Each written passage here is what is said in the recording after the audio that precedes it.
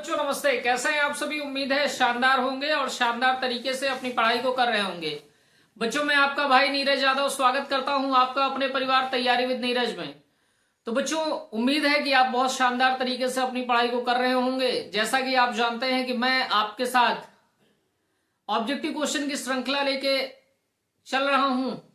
13 question हम लोगों ने कर लिए थे दो चर वाले रैखिक समीकरण युग्म के। आज हम लोग बेटा क्वेश्चन नंबर 14 से शुरू करेंगे और जो संभावित प्रश्न जो हमारे आने वाले परीक्षा में बन सकते हैं उसके लिए हम लोग देखेंगे क्या प्रश्न बनने की संभावनाएं हो सकती हैं। बच्चों आइए क्वेश्चन की तरफ देखा जाए, लेकिन उससे पहले हम लोग कुछ कंडीशन देख लेते हैं कि प्रतिच्छेदी रेखा होने की क्या कंडीशन है, समांतर रेखा होने की क्या कंडीशन है, संपाती रेखा होने की क्या कंडीशन है। एक बार फाइनल रिकॉल करते हैं फिर चलते हैं। बेटा जैसे मैंने पहले आपको बताया कि रेखाएं हमारे 3 प्रकार की हैं। एक हमारी प्रतिच्छेदी रेखाएं, प्रतिच्छेदी रेखाएं प्रतिच्छेदी रेखाएं बेटा होने की क्या कंडीशन है। अगर a1/a2 does not equal to है b1/b2 तो हमारी रेखाएं बेटा प्रतिच्छेदी होंगी। ये बेटा कंडीशन है प्रतिच्छेदी रेखा होने की। अगर a1/a2 does not equal to आ जाता है बेटा b1/b2 के तो आप कहेंगे रेखाएं प्रतिच्छेदी हैं। और प्रतिच्छेदी रेखाओं से बेटा हल कितने मिलते हैं तो आप कहेंगे अद्वितीय हल मिलता है। अद्वितीय हल, अद्वितीय हल मिलेगा, केवल एक हल मिलेगा। बात समझ रहे, केवल एक हल मिलेगा, हल प्राप्त होगा, प्राप्त होगा। अद्वितीय का मतलब होता है बेटा केवल एक, यानी यूनिक सोल्यूशन। आप लिख सकते हैं यूनिक सोल्यूशन, है ना। आगे देखिए भैया रेखाएं ये तो प्रतिच्छेदी हो गई। दूसरी रेखाएं बेटा संपाती हो सकती है आपकी रेखाएं। संपाती रेखाएं होने की क्या कंडीशन है, बहुत ध्यान से देखिए बेटा। संपाती होने की कंडीशन है a1/a2 equal to b1/b2 equal to c1/c2। अगर रेखाएं संपाती हैं तो इस रूल को फॉलो करेंगी। और बेटा संपाती रेखाओं के कितने हल होते हैं तो भैया जी संपाती रेखाओं के अनंत हल होते हैं, अनंत हल होते हैं। ठीक है, कितने हल होते हैं, अनंत हल। इसी बात को हम लिख सकते हैं infinitely many solution, infinitely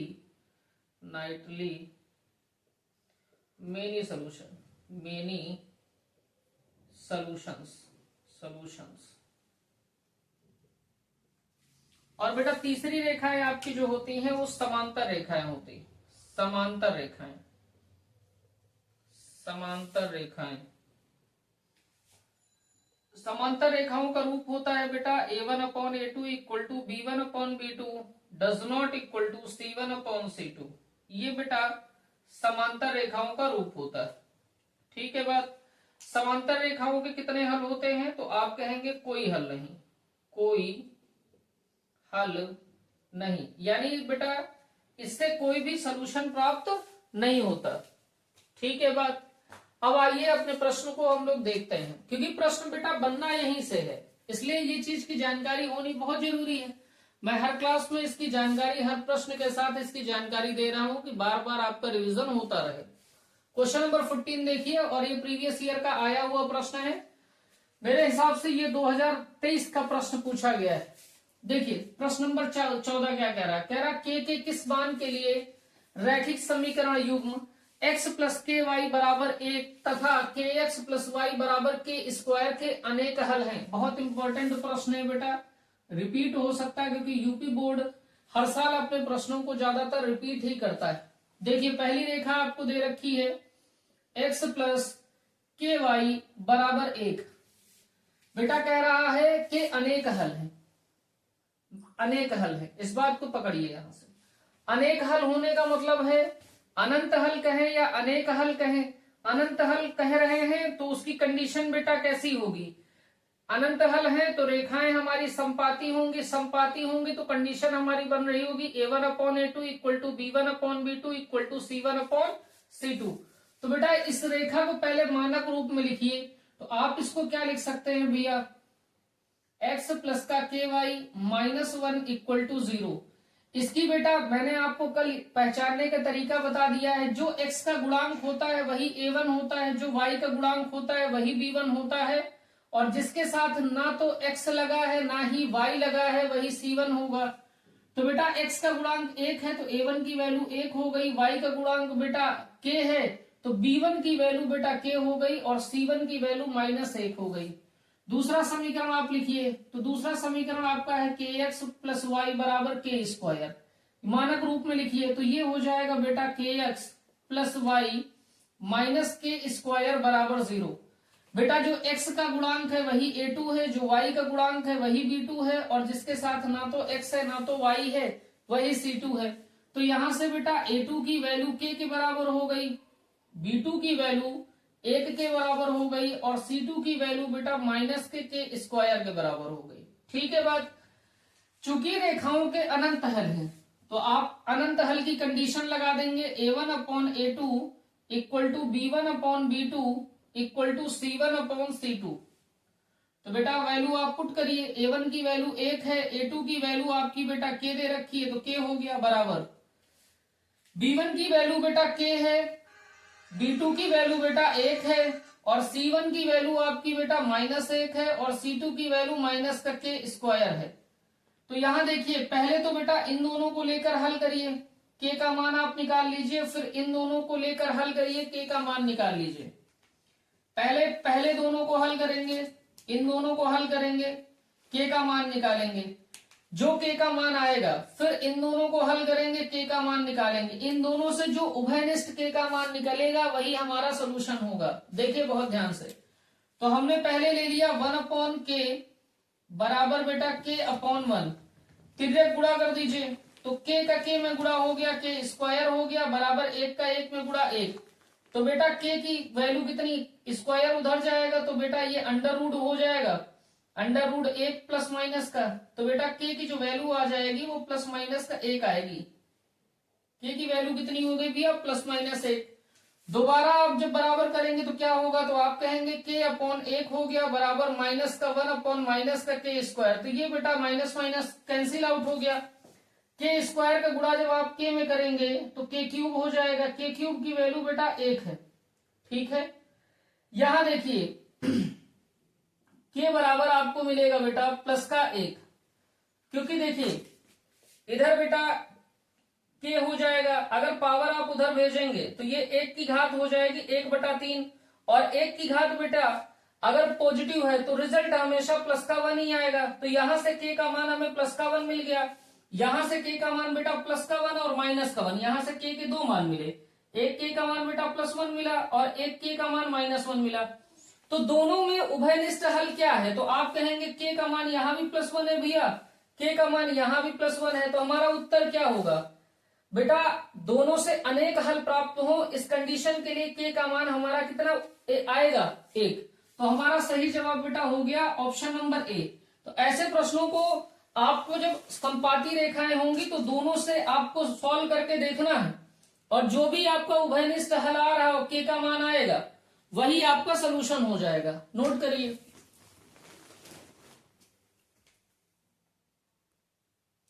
question number 15 देखिए बच्चों क्या कह रहा है। क्वेश्चन नंबर 15 कह रहा है रैखिक समीकरण युग्म 2x + 3y बराबर 5, 4x + ky बराबर 10 के अपरिमित रूप से अनेक हल हैं।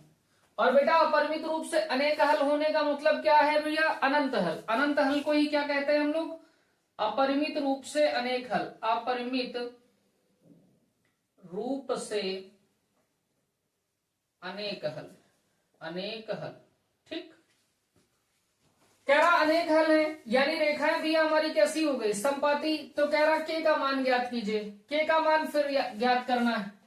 हमारे को दे रखा है बेटा 2x + 3y बराबर 5, ये क्या भैया मानक रूप में दे रखा है, तो आप कहेंगे नहीं, तो इसको बेटा मानक रूप में बनाइए पहले। तो ये हो गया 2x + 3y - 5 बराबर हो गया बेटा 0 के। ठीक है बात, मैंने आपको बताया जो x का गुणांक है वही a1 है, जो y का गुणांक है वही b1 है, जिसके साथ ना तो x है ना तो y है वही c1 है।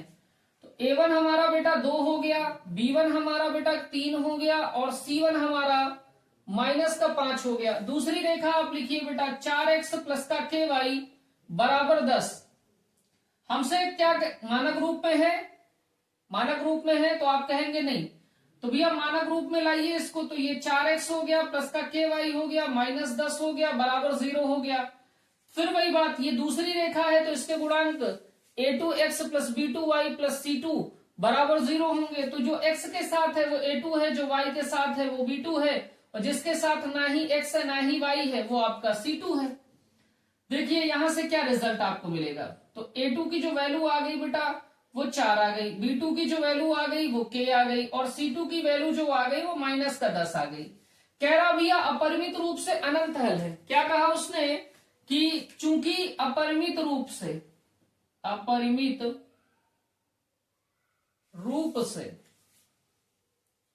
अनंत हल है, अनंत हल है। अब अनंत हल है इसका मतलब बेटा रेखाएं हमारी कैसी हैं, संपाती हैं। संपाती रेखाएं, रेखाएं कैसी हैं, संपाती। संपाती रेखाओं की कंडीशन लगा दीजिए आप। क्या कंडीशन होती है, तो आप कहेंगे a1 upon a2 equal to b1 upon b2 equal to c1 upon c2। Solve करिए, वैल्यू पुट करिए, तो a1 की वैल्यू है 2, a2 की वैल्यू है बेटा 4, b1 की वैल्यू है 3, b2 की वैल्यू बेटा है k, c1 की वैल्यू है -5 और c2 की वैल्यू -10। तो पहले इन दोनों को हल करके k का मान निकाल लीजिए, और फिर इन दोनों को हल करके k का मान निकाल लीजिए। जो उभयनिष्ठ k का मान आएगा वही उत्तर होगा। तो ये 2/4 हो गया बराबर 3/k हो गया। तो आप काट लीजिए, 2 एक अन्नम 2, 2 दूनी 4, तो ये बेटा हो गया 1/2 बराबर 3/k। तिरछा गुणा करिए, 3 का 1 में गुणा, k का 1 में गुणा करेंगे तो k आ जाएगा, 3 का 2 में गुणा करेंगे तो 6 आएगा। तो यहां से तो भैया k का मान 6 आ गया। दूसरी कंडीशन आप हल करके देखिए, तो दूसरी कंडीशन में 3/k बराबर है माइनस का 5/-10 के, तो 3/k बराबर है माइनस के 5/-10 के, तो माइनस से माइनस खत्म हो गया, 5 एक अन्नम 5 हो गया, 5 दूनी 10। तो बेटा ये कितना है, 3/k बराबर है 1/2 के। तो यहाँ k का मान, k का गुणा 1 में करेंगे तो k हो जाएगा, और 3 का गुणा 2 में करेंगे तो 6 हो जाएगा। तो यहां से भी k का मान भैया कितना आ गया, 6। तो k का तो मान ही बेटा यहाँ 1 निकल रहा है ना, तो हमारा k की मान कितना है, 6। तो हमारा सही जवाब हो गया बेटा ऑप्शन नंबर हमारा कितना हो गया, डी। आप नोट करिए और देखिए 2023 में आया था, इसके पहले भी जो मैंने प्रश्न कराया वो भी 2023 में पूछा गया। तो ऐसे प्रश्न बार बार आपसे पूछे जाते हैं, इसीलिए मैं जितने भी प्रश्न हो सक रहे हैं, हो बन रहे हैं, वो सारे प्रीवियस ईयर के आपके सामने लेकर आ रहा हूं। अगला क्वेश्चन देखिए भैया, क्वेश्चन नंबर 16 देखिए क्या कह रहा है। कह रहा है युगपत समीकरण x प्लस 2y बराबर 70 और 2x प्लस लिम्डा y बराबर 35 का कोई हल नहीं है यदि लिम्डा का मान है। हमको पहली बात क्या बोल रहा है, हमसे कह रहा कोई भी हल नहीं है, कोई हल नहीं। अगर कोई भी हल नहीं है तो रेखाएं कैसी हैं, प्रतिच्छेदी हैं, संपाती हैं या समांतर हैं। तो आप जानते हैं भी, अब प्रतिच्छेदी रेखाओं के अद्वितीय हल होते हैं, संपाती रेखाओं के अनंत हल होते हैं, और बेटा समांतर रेखाओं का कोई हल नहीं होता। अब यहाँ कह रहा कोई हल नहीं है, इसका मतलब रेखाएं हमारी कैसी हैं, समांतर। और समांतर रेखाओं की कंडीशन क्या होती है, a1/a2 equal to b1/b2 does not equal to c1/c2। देखिए भैया हम लोग पहले यहां से a1 b1 c1 a2 b2 c2 की वैल्यू निकाल लेंगे। हमने पहला समीकरण लिख दिया बेटा x प्लस 2y बराबर 70। अब इस समीकरण को मानक रूप में लिखिए, तो आप कहेंगे भैया x प्लस 2y हो गया माइनस 70 हो गया बराबर 0 हो गया। जो x का गुणा, ये पहली रेखा है तो इसका मानक रूप का समीकरण होगा a1x plus b1y plus c1 बराबर 0। जो x का गुणांक है वही a1 है, जो y का गुणांक है वही b1 है, जिसके साथ ना ही x है ना ही y है वही c1 है।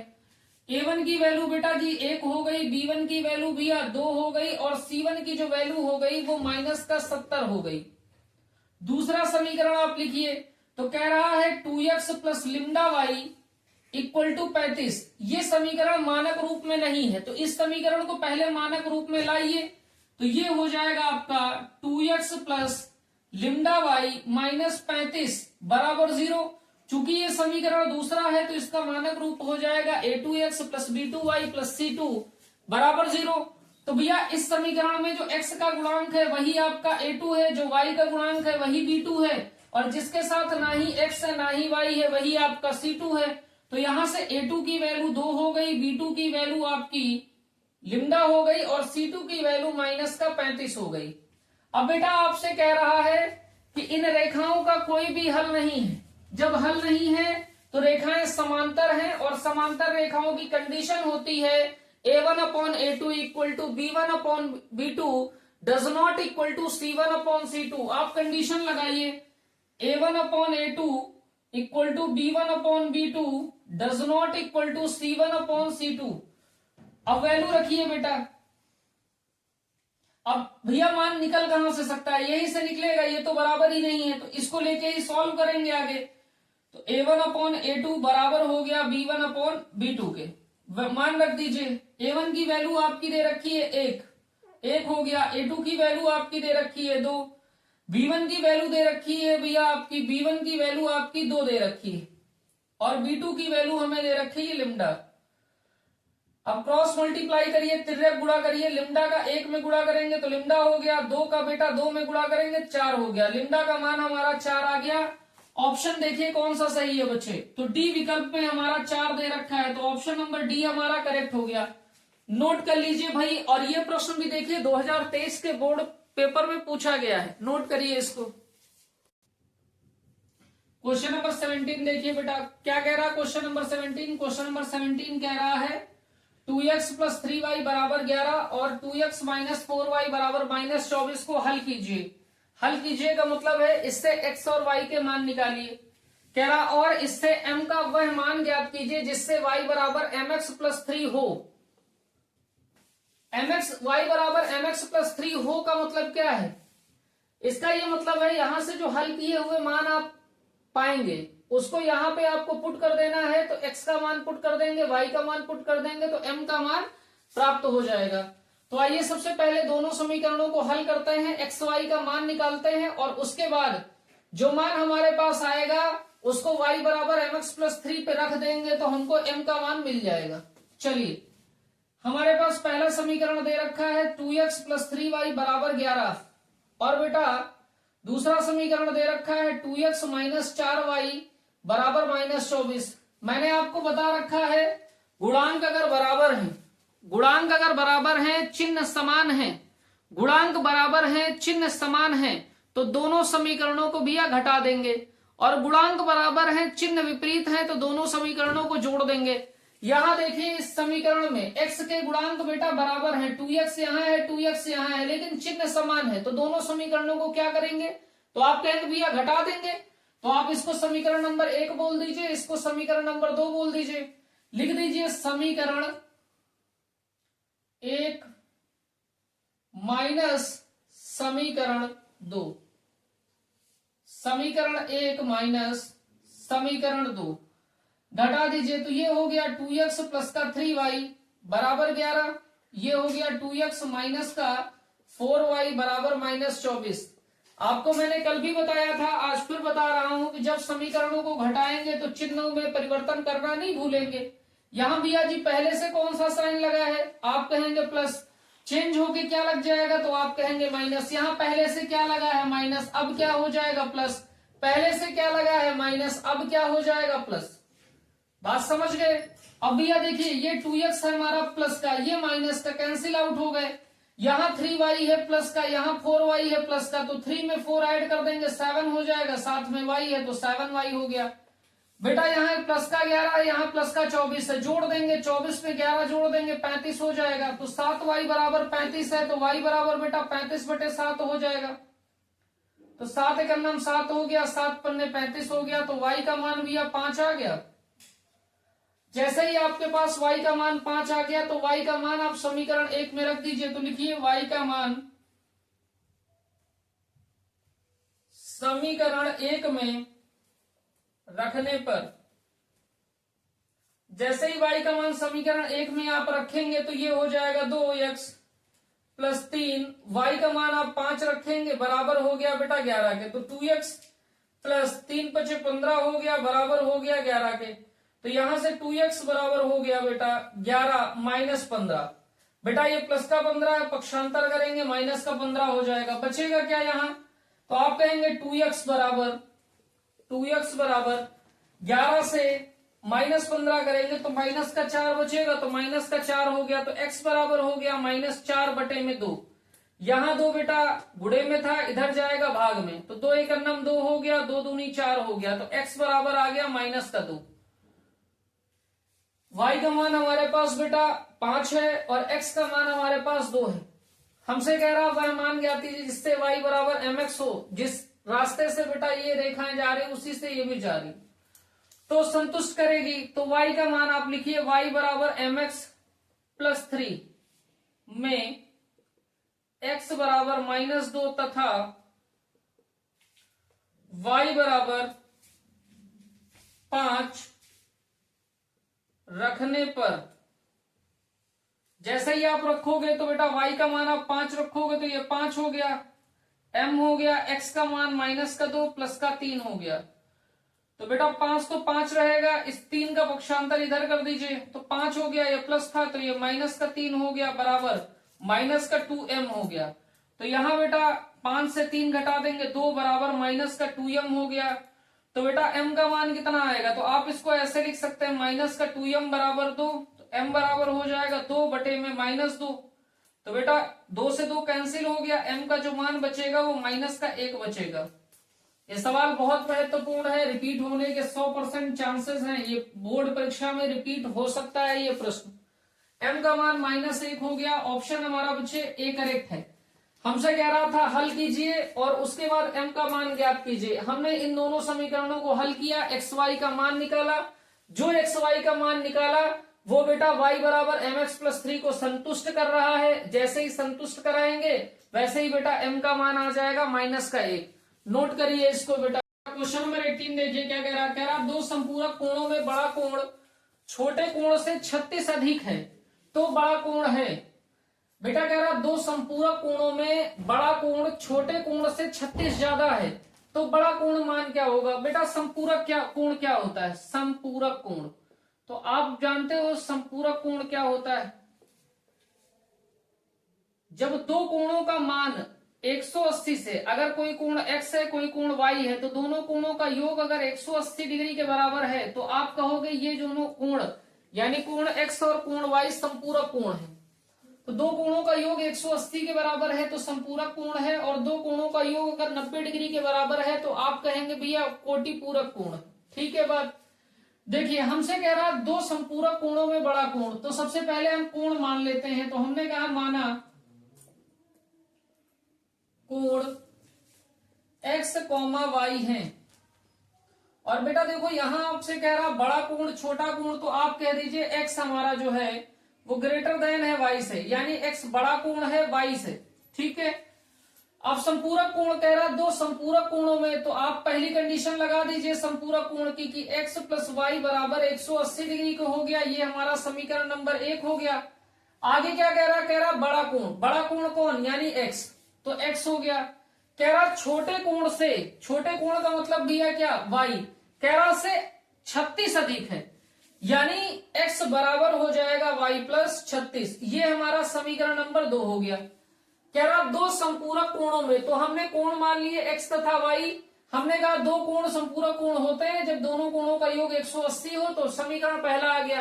कह रहा बड़ा कोण यानी कि x छोटे कोण से 36 ज्यादा है, y से 36 ज्यादा है। हमारे पास दो समीकरण हो गए। हम ये समीकरण नंबर 2 से x का मान समीकरण 1 में रख रहे, तो हमने कहा समीकरण 2 से x का मान समीकरण 1 में रखने पर तो जैसे ही आप 1 में मान रखेंगे तो y + 36 हो गया प्लस y हो गया बराबर बेटा 180 हो गया, बराबर 180 हो गया। तो यहां बेटा 2y हो गया, 2y बराबर हो गया 180 माइनस, यहां प्लस का 36 डिग्री है, यहां जाएगा -36 डिग्री होगा। तो बेटा 2y बराबर हो जाएगा 180 से आप 36 घटा देंगे तो आप कहेंगे भैया 144 डिग्री बचेगा। ठीक है बात। y का मान कितना आ जाएगा, तो आप कहेंगे y का मान आ जाएगा 144/2। 2 से आप काट लीजिए, 2 एक नम 2 हो गया, 2 सत्ते 14 हो गया, 2 दूनी 4 हो गया, तो y का मान भैया 72 डिग्री आ गया। y का मान हमारा 72 डिग्री आ गया। y का मान बेटा आप समीकरण नंबर 2 पे रख दीजिए। तो हमने कहा y का मान